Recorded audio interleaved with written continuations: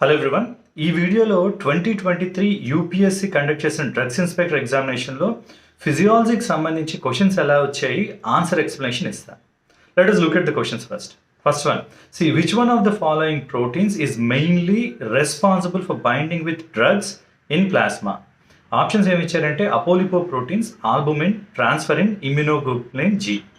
నా understand this. చాలా మటుకు డ్రగ్స్ ఏంటంటే అబ్జార్బ్ అయిన తర్వాత డిస్ట్రిబ్యూట్ అయ్యేటప్పుడు బ్లడ్లో ఉన్న ప్లాస్మాలో ఉన్న ప్రోటీన్స్తో బైండ్ అవుతాయి. వాటిలో the major protein is albumin. ఇదే కాదు, బ్లడ్లో ఉన్న ప్లాస్మాలో హయ్యెస్ట్ ప్రపోర్షన్లో ఉన్న ప్రోటీన్ కూడా ఆల్బుమిన్నే. ఇది తెలంగాణ డ్రగ్స్ ఇన్స్పెక్టర్ ఎగ్జామినేషన్లో కూడా ఇచ్చారు. ఏ ప్రోటీన్ హై అమౌంట్లో ఉంటుంది అంటే ఆల్బుమిన్, అదే ప్రోటీన్తో ఎక్కువగా డ్రగ్స్ అన్నీ కూడా బైండ్ అవుతాయి. So right answer for this question is option B albumin. మిగతా ఆప్షన్స్ చెక్ చేద్దాం. Apolipoproteins or apoproteins అంటే ఏంటి అంటే లిపో ప్రోటీన్స్ పైన ఉండే సిగ్నల్ ప్రోటీన్ మాలిక్యూల్సే apoproteins or apolipoproteins. Signal proteins అని ఎందుకు అంటారంటే ఈ apoproteins will go and bind with receptors, they will activate enzymes, they will stabilize the lipoproteins. Apo ఈ అని, అపో బి అని కొన్ని అపోలిపో ప్రోటీన్స్ ఉన్నాయి. ఇవి they are very important for the structural integrity of lipoproteins. అవి కూడా ఆ లిపో ప్రోటీన్స్ కూడా మూవ్ అవుతూ ఉంటాయి బ్లడ్లోని, but they will not bind with drugs. Bind అవుతాయి కానీ తక్కువ ప్రపోర్షన్లో అవుతాయి. Highest proportion is albumin. Next one is transferrin. Transferrin అనేది ఒక protein that transports iron in +3 form, ferric form Fe+3లో ఐరన్ అంతా ట్రాన్స్ఫరిన్ బైండ్ అయ్యి ఈ ట్రాన్స్ఫరిన్ ద్వారా అన్ని టిష్యూస్కి మూవ్ అవుతూ ఉంటాయి. Fe+3 మాత్రమే. ఇమ్యునోగ్లోబులిన్ జీ అంటే IgG, antibodies. This is one of the type of antibody. So ఇవి rest of the options. Now let us move on to the next question. Which one of the following clotting factors does not require vitamin K during blood coagulation process? Now see, vitamin K is very important for coagulation. ఎందుకు important అంటే vitamin K ఒక 4 coagulation ఫ్యాక్టర్స్ని activate అవ్వాలంటే vitamin K కావాలి. ఏంటి అంటే 2, 7, 9, 10. Remember this. 2 + 7 9, 9 తర్వాత 10 వస్తుంది. అలా గుర్తుంచుకోండి. 2, 7, 9, 10 factors are they need vitamin K for their activation. Factor 2 is prothrombin. Factor 7 is proconvertin. Factor 9 is Christmas factor. Factor 10 is Stewart-Prower factor. ఈ 4 ఫ్యాక్టర్స్కి వైటమిన్ కే కావాలి. ఆప్షన్స్ ఏమి ఇచ్చారు? Factor 9, factor 5, factor 7, factor 10.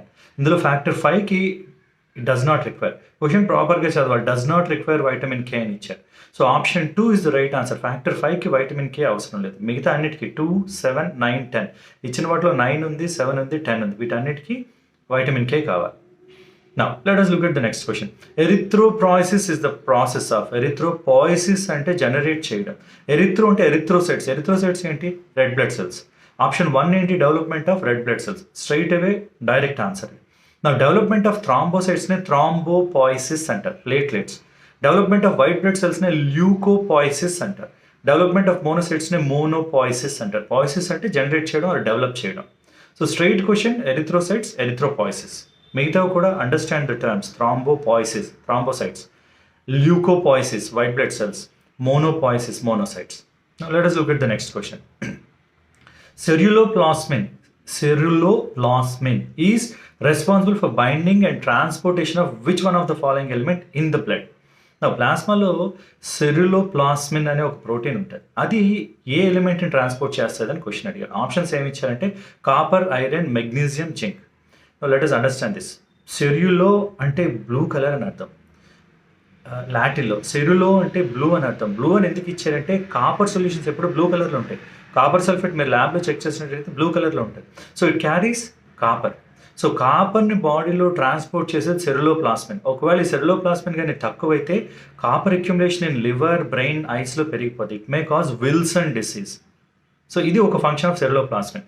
ఇదే కాకుండా there is one more function is there. ఇందాక transferrin గురించి చెప్పేటప్పుడు ఐరన్ని transport చేసే ప్రోటీన్ అని చెప్పి ఏం చెప్పానంటే ఈ transport iron in ferric form Fe+3. నా బాడీలో active form of the iron use చేసుకుంది ఫెర్రస్ ఫామ్. ఆ ఫెర్రస్ ఫామ్ Fe+2 నుంచి ఫెర్రిక్ ఫామ్ Fe+3కి కన్వర్ట్ చేసేది ఫెర్రిక్ ఆక్సిడేజ్ని యాక్టివేట్ చేసేది సెరులోప్లాస్మిన్. అంటే ఐరన్ ట్రాన్స్పోర్టేషన్లో ఆ ఐరన్ ట్రాన్స్పోర్ట్ అవ్వాలి అంటే Fe+3 కన్వర్ట్ కావాలంటే సెరులోప్లాస్మిన్ కావాలి. కాపర్ స్టోరేజ్ కూడా సెరులోప్లాస్మిన్ కావాలి. This is important one which is involved in both copper as well as iron transfer. So right answer ceruloplasmin ఏంటంటే option A copper. Let us look at the last question. Which one of the following statement regarding blood group O is correct? Now O blood group గురించి ఏంటి correct అని అడిగారు. నా options చదివే ముందు concept అర్థం చేసుకుందాం. మనకి మేజర్గా చాలా బ్లడ్ గ్రూపింగ్ సిస్టమ్స్ ఉన్నాయి. అందులో major one is ABO blood grouping system. అంటే blood group A, blood group B, O, AB అనే బ్లడ్ గ్రూప్స్ ఉన్నాయి. ఎలా గ్రూపింగ్ చేస్తారంటే మనం అర్థం చేసుకోవాల్సింది ఏంటంటే బ్లడ్ని తీసుకుంటే రెడ్ బ్లడ్ సెల్, ప్లాస్మా రెండు కాంపోనెంట్స్ ఇంపార్టెంట్.